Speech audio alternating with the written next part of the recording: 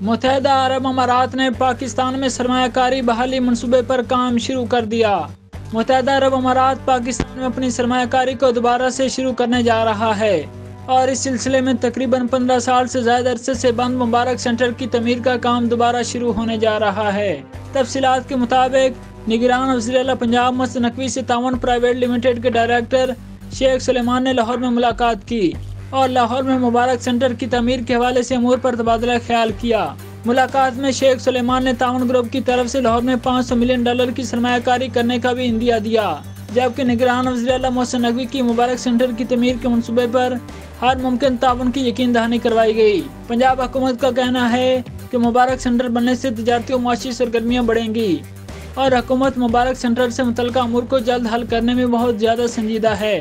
حکومت چاہتی ہے کہ پنجاب میں زیادہ سے زیادہ سرمایہ کاری ہو تاکہ روزگاری کے نئے مواقع پیدا ہو سکیں۔ مبارک سینٹر کی تعمیر کا کام پہلی دفعہ پرویز مشرف کے دور میں شروع ہوا تھا اور اس وقت پنجاب میں چودھری پرویز الہی کی حکومت تھی، لیکن اس کے بعد آنے والی حکومتوں میں اس پر ہونے والے کام پر کوئی پیش رفت نہیں ہوئی، جبکہ پروجیکٹ سائٹ پر ایک گڑھا کھدا ہوا ہے۔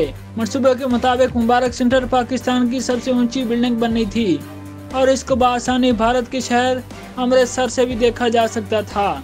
دوسری طرف متحدہ عرب امارات کی حکومت پاکستان میں نئے منصوبے شپنگ اینڈ لاجسٹک کوریڈور پر کئی $100 ملین کی سرمایہ کرنے کے منصوبے کو عملی جامہ پہنانے کے آخری مراحل میں داخل ہو گئی ہے۔ اس کے علاوہ اماراتی حکومت 3 سرمایہ کاری منصوبوں میں 1 ارب سے زائد کی سرمایہ کاری کرنے کو تیار ہے، مگر متعدد سرمایہ کاری منصوبوں میں حائل بیوروکریٹ رکاوٹوں کو دور کرنا ہوگا۔